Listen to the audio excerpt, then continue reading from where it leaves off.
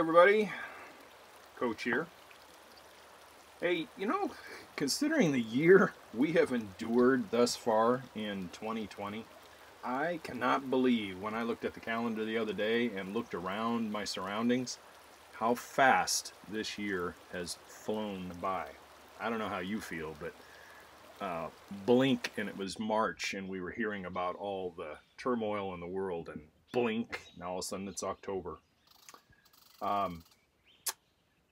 The landscapes that I see, around me, both ornamental and natural right now, are just fantastic and alive with their bright hues and flashy colors where I'm at right now. Hey, like I said, hey, Coach here. Hope all is well with you and your family and friends.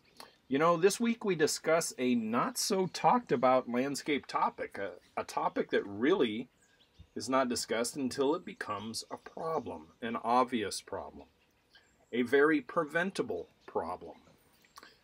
This week, we talk about spacing in the landscape. Many years ago, when I moved from the San Francisco Bay Area to the Central Valley of Northern California, I took with me the teachings I had received from a few landscape and design mentors, both in the workplace and in formal education. One of those teachings was spacing in the landscape as a designer and a contractor. How to plan it out, how to make sure that you don't have a crowded landscape in the end. I was taught to design with mature size in mind at all times and allow plants to kind of be themselves somewhat without a lot of shearing and heavy pruning. In designing, you draw the plants on paper when you're doing the planning in a mature size and space them on paper as if they were in the landscape at that very moment. Later, when placing and planting comes along, you follow that design and space and plants accordingly. It is extremely important for the years to come in that landscape. However, when I saw the style of landscapes that were uber popular at the time in my new town and area, it was the antithesis of this way of landscaping. I saw fellow landscape contractors planting plants way too close and filling the projects up with everything under the sun way too full.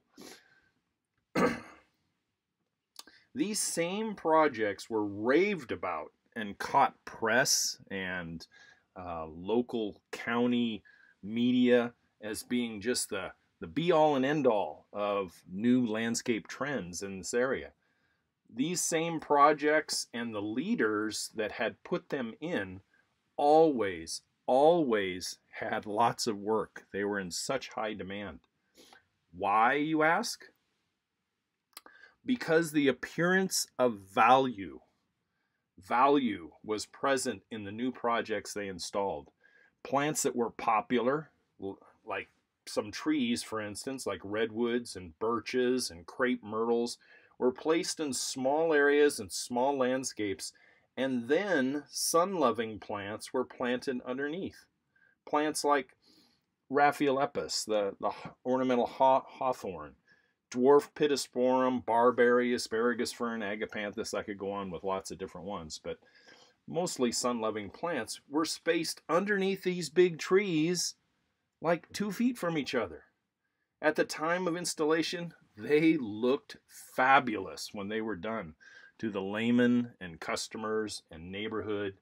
But as time marched on, these same landscapes matured and an obvious flaw started to emerge. The sun-loving plants were dying, the trees were lifting walkways and patios, and the overall landscape was very overcrowded and very overgrown. Now, some landscape contractors that subscribed to this way of doing business were also maintenance contractors and garnered the weekly contracts for mowing and blowing from these same folks that they installed the landscape in.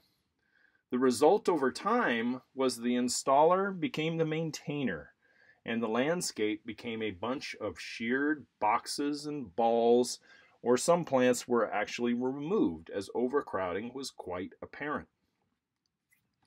My designs and landscapes were mocked by these competitors, not in a hold your stomach, point your finger type of way, but they just said, Matt, come on, I mean, put some plants in your landscape.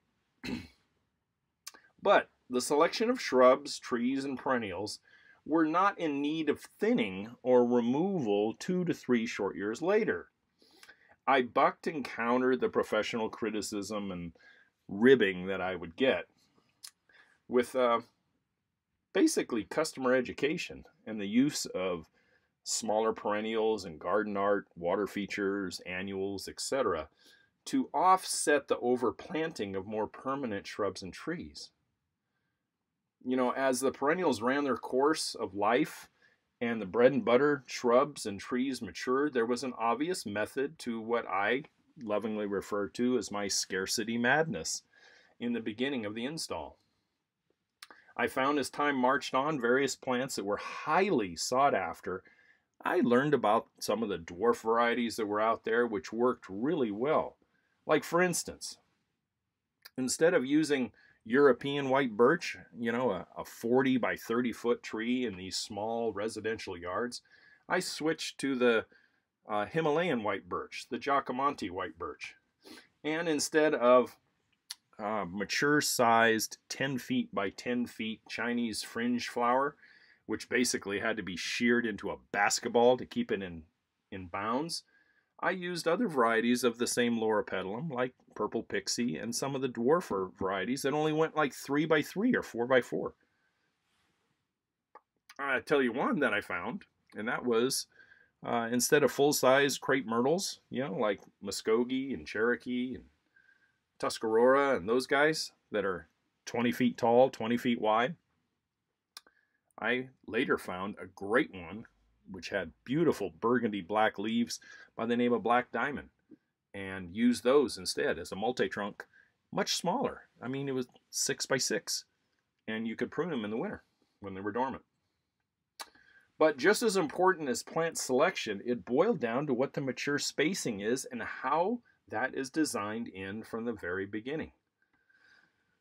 I lovingly referred to my competitors as their wow factor landscapes, which I dubbed some of the other yards I saw, and it was based, like I told you, on immediate gratification of those customers who were writing checks in the tens of thousands of dollars and having those dollars ripped out 3 years later and beyond down the road because of overcrowding.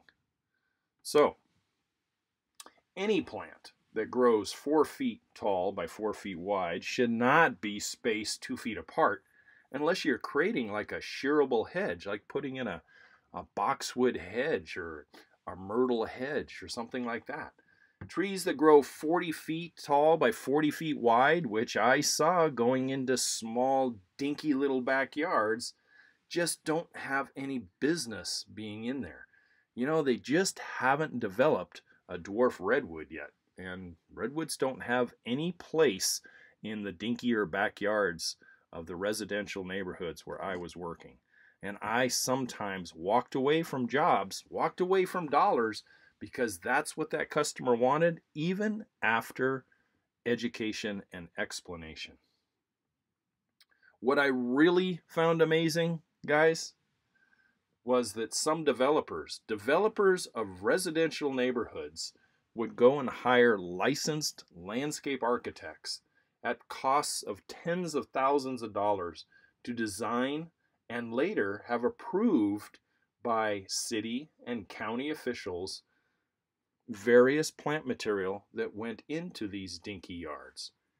In Northern California, a lot of the streetscapes and front yards were pre-designed and pre-installed, and I was watching trees like sycamores and Modesto ash and full-sized pittosporum, mock orange, things that get, like 12 by 12, were being put in as lawn trees and foundation shrubs.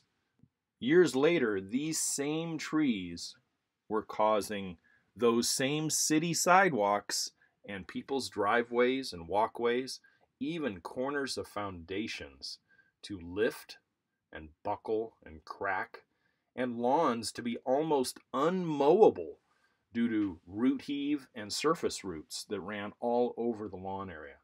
All approved and designed by, again, highly educated architects and decision makers by cities and counties. Now, as a disclaimer, I have to admit that I am not as educated in the classroom as these architects are. They went through years of schooling to attain this status. I think at least 4 years. I went through only 2 years. But many of those highly educated architects and professionals never actually worked in the field. They never dug a ditch, cleared a trench, demolished or replanted a landscape and watched the final result grow to maturity. All these problems can be avoided with a little research and planning. The yards of developments today are a lot smaller than those of the 60s, 70s, 80s, and in some cases 90s. Where I conducted business, most residential yards averaged about 60 feet wide and 75 to 100 foot deep. Now, place a house on that, and it doesn't leave a lot of yard for which to place big trees and shrubs. You put a patio out front, a driveway down, walkways to the front door. There's not a lot of room for a full-size birch, a redwood tree, palm trees, etc. Responsible landscape contractors and designers and homeowners need to be aware of mature size in the landscape from the very onset of the project. The cost savings down the road from cracked cement, fence problems, neighbor disputes are all very, very avoidable.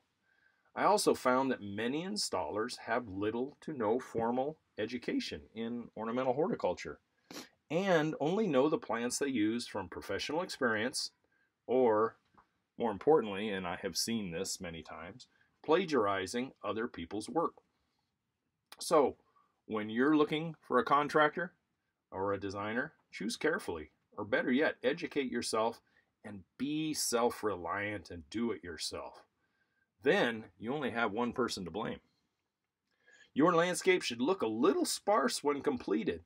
The landscape could be highlighted and filled in and made more full, if you will, by smaller perennial plants and color.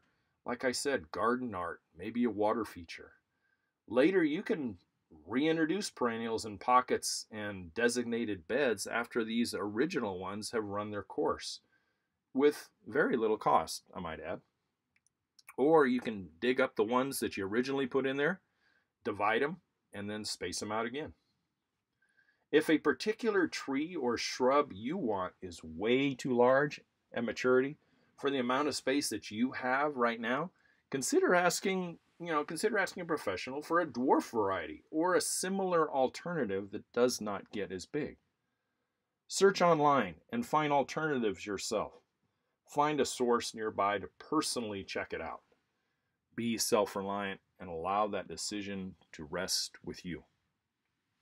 Well, this has been about spacing in the landscape. Make sure when those plant material are full grown that they're not crammed into each other where you're getting death in between or you're having to use a hedge trimmer just to go out there and nip and tuck your landscape. I hope you've got some value from this little educational tidbit. It's not something that's talked about very often, especially to the customer or layman out there that's not in the industry.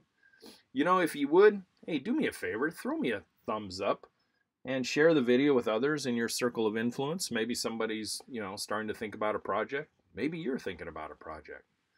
And drop me a comment below. And in the end of this video, as always, my email is there where you can email me a question.